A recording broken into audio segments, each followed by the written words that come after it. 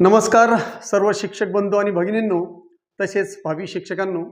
आपण येणाऱ्या टी असेल किंवा CTT असेल या परीक्षेला आपण सामोरं जात आहोत आणि त्याच्यासाठी आपण जो उपक्रम हाती घेतलेला आहे पहिल्याच प्रयत्नात TT पास, तर त्या अंतर्गत आपण मराठीची आज आपण 5वी तासिका जी आहे ती आपण सुरू करत आहोत.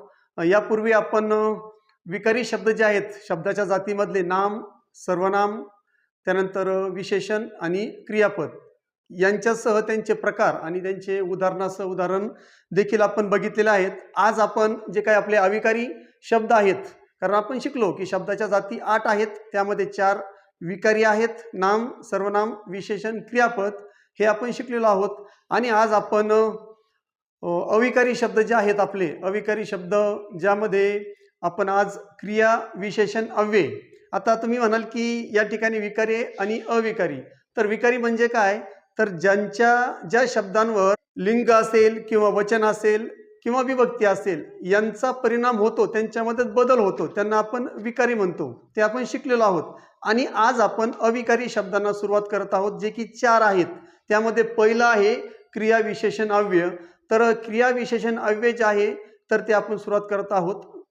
तर अव्यय म्हणजेच काय की ज्याच्यावर ना लिंग, वचन आणि विभक्ती यांचा कोणत्याही प्रकारचा परिणाम होत नाही, त्यांच्यामध्ये बदल होत नाही. त्यातलं पहिलं क्रिया, विशेषण, अव्यय आणि त्याचे प्रकार आपण अभ्यासणार आहोत. तर सुरू करूया आपण आपल्या या आजच्या भागाला.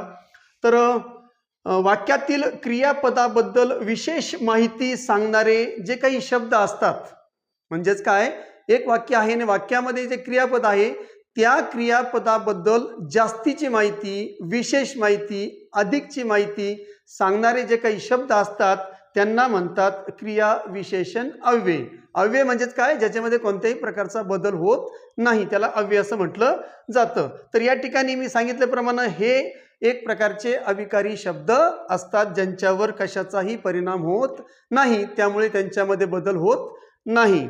तर या ठिकाणी हे कशा प्रकारचे शब्द असतात किंवा हे काय दर्शवतात, तर क्रिया केव्हा घडली, त्यानंतर क्रिया कोठे घडली, त्यानंतर क्रिया कशी किंवा किती वेळा घडली हे दाखवतात. तर असे जे शब्द असतात ते असतात क्रिया, विशेषण, अव्यय. तर या ठिकाणी केव्हा घडली, कोठे घडली, कशी घडली, किती वेळा घडली, यावरूनच क्रिया, विशेषण, अव्ययाचे प्रकार पडतात. तर मग ते प्रकार कोणते आहेत ते प्रकार आपण बघूयात. आता आपण आपलं जी पुढची स्लाइड आहे तर ती बघणार आहोत. तो पूर्वी किंवा त्यापूर्वी आपण या ठिकाणी क्रिया, विशेषण, अव्यय कशा प्रकारचे असतात ते बघूया. वाक्यामध्ये बघा, तो जलद चालतो, तर यामध्ये चालण्याची क्रिया जलद होते. तर या ठिकाणी जलद हा शब्द क्रियेबद्दल अधिकची माहिती सांगतो किंवा विशेष माहिती सांगतो. त्यानंतर राम अचानक आला, येण्याची क्रिया कशी झाली तर ते या ठिकाणी दाखवलेलं आहे. पाऊस चोहीकडे पडला, चोहीकडे, तर या ठिकाणी चोहीकडे हा शब्द पाऊस पडला म्हणजे पाऊस पडण्याची जी क्रिया आहे ती कशी घडली या ठिकाणी ते दाखवत आहे. राहुल गटागटा पाणी पिला, पाणी पिण्याची त्याची जी क्रिया आहे ती कशी घडली तर गटागटा, म्हणजे या ठिकाणी रीतिवाचक आहे. आपण ते प्रकार पुढे बघणार आहोत. ती उद्या गावाला जाईल, तर या ठिकाणी उद्या हा शब्द जाण्याची जी क्रिया आहे त्याबद्दल माहिती सांगतो. त्यानंतर त्याने अनेकदा असे काम केले आहे, म्हणजे काम करण्याची जी तिची क्रिया आहे ती क्रिया कशी घडली या ठिकाणी अनेकदा हा शब्द दाखवतो. तर या वाक्यामध्ये जलद, अचानक, चोहीकडे, गटागटा, उद्या आणि अनेकदा हे सर्व जे शब्द आहेत अविकारी शब्द आहेत, यांच्यामध्ये कशाचाही बदल होत नाही, त्यांच्यावर कशाचाही परिणाम होत नाही. तर हे सर्व लाल अक्षरामध्ये जेवढे काही शब्द आहेत हे सर्व शब्द या ठिकाणी क्रिया, विशेषण, अव्यय आहेत. 1 ते 5 जो काही पेपर आहे आपल्याला, त्यामध्ये अशा प्रकारे आपल्याला एक वाक्य दिलं जाईल आणि त्यामध्ये क्रिया, विशेषण, अव्यय ओळखायला सांगितलं जाईल. परंतु 6 ते 8चा जो पेपर आहे त्यामध्ये मात्र या ठिकाणी क्रिया, विशेषणाचे, अव्ययाचे जे प्रकार आहेत त्या प्रकारावर वाक्य दिलं जाईल. म्हणून आपल्याला 1 ते 5चा पेपरचा पण यामध्ये अभ्यास करायचा आहे आणि 6 ते 8चा जो आपला पेपर नंबर 2 आहे त्याच्यासाठी सुद्धा अभ्यास करायचा आहे. तर मग क्रिया, विशेषण, अव्ययाचे जे काही प्रकार आहेत ते आपण एक एक करून बघूयात. कालवाचक क्रिया विशेषण अव्यय. पहिला प्रकार, क्रिया घडण्याची वेळ दर्शविली जाते. हे अविकारी शब्द काय करतात? क्रिया घडण्याची वेळ दाखवतात, म्हणजेच काय, काळ दाखवतात. म्हणून त्याला म्हणतात कालवाचन किंवा कालवाचक क्रिया विशेषण अव्यय. त्याचे आपण काही उदाहरण बघूयाचे शब्द आहेत जे वाक्यामध्ये जे शब्द येतात कालवाचक क्रिया विशेषण अव्ययाचे ते बघूया. उदाहरणार्थ आज, उद्या, आता, नेहमी, पूर्वी, अचानक, परवा, अशा प्रकारचे जे शब्द येतात, जे शब्द, जे अविकारी शब्द कालवाचन म्हणजे काळाची तुम्हाला काळ दर्शवतात, तर असे जे शब्द असतात ते शब्द असतात कालवाचक क्रिया विशेषण अव्यय. त्याचे वाक्य आपण पुढे पाहणार आहोत. त्याच्यानंतर दुसरा प्रकार आहे स्थलवाचक क्रिया विशेषण अव्यय. आता पहिलं बघितलं आपण काळ, केव्हा घडली क्रिया. त्याच्यानंतर स्थलवाचक क्रिया विशेषण अव्यय, ती कोठे घडली, त्या ठिकाणी त्याच्या स्थानाचा उल्लेख होतो. क्रिया घडण्याचं ठिकाण या ठिकाणी दर्शवणारे हे शब्द असतात. अशा प्रकारचे शब्द आले तर ते स्थलवाचक क्रिया विशेषण अव्यय आहेत. उदाहरणार्थ इथे किंवा येथे, तिथे किंवा तेथे. काही ठिकाणी येथे पण येऊ शकतं, काही ठिकाणी इथे पण येऊ शकतं. म्हणून इथे, येथे, तिथे, तेथे, चोहीकडे, जवळ, दूर, वर, खाली, डावीकडे, उजवीकडे, इकडे, तिकडे, अशा प्रकारे स्थान म्हणजे ठिकाण, ती क्रिया कोणत्या ठिकाणी घडली हे दाखवणारे शब्द जे असतात हे सर्व शब्द स्थलवाचक क्रिया विशेषण अव्यय असतात. तिसरा प्रकार बघूया आपण. तिसरा जो प्रकार आहे तो आहे रीतिवाचक क्रिया विशेषण अव्यय. तर यामध्ये क्रिया घडण्याची पद्धत सांगितली जाते किंवा क्रिया कशा पद्धतीने घडलेली आहे ते दर्शविण्याचं काम हे अविकारी शब्द करतात. मग वाक्यामध्ये असे जर शब्द आले तर त्याचा जो प्रकार आहे तो आहे रीतिवाचक क्रिया विशेषण अव्यय. बघू याचे उदाहरण आपण. ते शब्द कशा प्रकारचे असतात? हळू, क्रिया कशी घडली? हळू.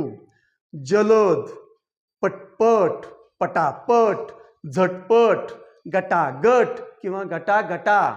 त्यानंतर धापा टाकत, धावत, पळत, चालत. अशा प्रकारे ती क्रिया घडण्याची जी पद्धत आहे ती पद्धत सांगणारे जे शब्द अविकारी शब्द वाक्यात येतील ते सर्व शब्द रीतिवाचक क्रिया विशेषण अव्यय असतील. त्यानंतर चौथा प्रकार बघूया आपण, संख्यावाचक किंवा परिमाणवाचक. जे शब्द आहेत संख्यावाचक किंवा परिमाणवाचक क्रिया विशेषण अव्यय ते काय करतात?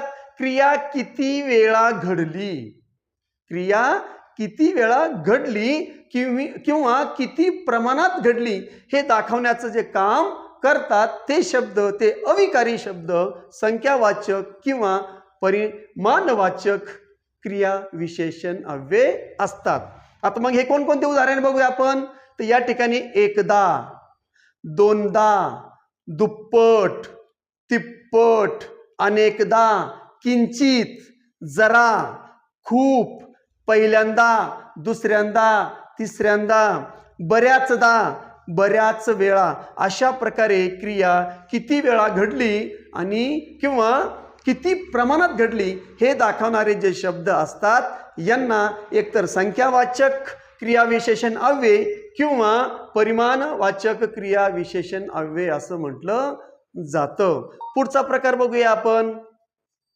पुढचा प्रकार आहे प्रश्नार्थक क्रिया विशेषण अव्यय. तर या ठिकाणी क्रिया घडताना प्रश्नाचे स्वरूप देणारे जे शब्द असतात त्यांना प्रश्नार्थक क्रिया विशेषण अव्यय असं म्हटलं जातं. तर काय करतात हे? ती क्रिया घडताना प्रश्नार्थक रूप आपल्याला दर्शवलं जातं. म्हणजे त्यामध्ये प्रश्नार्थक शब्द असतो तो या ठिकाणी काय असतो? प्रश्नार्थक क्रिया विशेषण अव्यय असतो. कारण तो क्रियेबद्दल माहिती सांगतो, आपल्याला विशेष माहिती सांगतो किंवा विशेष माहिती विचारतो. म्हणून त्याला आपण प्रश्नार्थक क्रिया विशेषण अव्यय असं म्हणायचं आहे किंवा म्हटलं जातं. त्याची उदाहरणं बघूया. उदाहरणार्थ का, कशाला, कुणी, केव्हा. म्हणजे अशा प्रकारे प्रश्नार्थक ते शब्द असतात. पुढचा प्रकार बघूया आपण, निषेधार्थक क्रिया विशेषण अव्यय. तर या ठिकाणी या प्रकारामध्ये काय असतं, क्रियेचा नकार दर्शविला जातो. हे शब्द काय करतात, ती क्रियाचा जी क्रिया घडत असते त्या क्रियेचा नकार दर्शवण्याचं ते काम करत असतात. म्हणून अशा शब्दांना निषेधार्थक क्रिया विशेषण अव्यय असं म्हटलं जातं. मग याचे काही प्रकार बघूया आपण. उदाहरणार्थ न किंवा ना किंवा नका, नको, नाही आणि मुळीच असे शब्द येऊन त्या क्रियेचा नकार दर्शवण्याचं काम ते करतात. म्हणून त्यांना निषेधार्थक क्रिया विशेषण अव्यय असं म्हटलं जातं. आता आपण याचे उदाहरण बघूया, म्हणजे आपल्या सर्वांच्या लक्षात येईल की या ठिकाणी ते कशा प्रकारे कार्य करतात. सरावासाठी उदाहरण, मी आता अभ्यास करणार आहे. बघा, आता मी आता अभ्यास करणार आहे. काय दाखवले, कालदर्शक वेळ दाखवलेली आहे. म्हणून या ठिकाणी कालदर्शक किंवा कालवाचक क्रिया विशेषण अव्यय म्हणायचं आहे. दुसरं बघा, मांजर टेबलाच्या खाली बसली आहे. खाली, टेबलाच्या खाली स्थान दाखवलेलं आहे म्हणून स्थानदर्शक किंवा स्थानवाचक क्रिया विशेषण अव्यय. आता पुढचे मात्र तुम्ही, कारण आपण शिकलो, आता पुढचे जे आहेत तुम्ही या ठिकाणी काय करायचं आहे, मला कमेंट बॉक्समध्ये लिहून पाठवायचं आहे त्याचा प्रकार कोणता आहे. कासव सावकाश चालते. याच्यामध्ये सावकाश या शब्दाचा तुम्ही मला क्रिया विशेषण अव्ययाचा प्रकार सांगायचा आहे. त्यानंतर राम खूप अभ्यास करतो. खूप.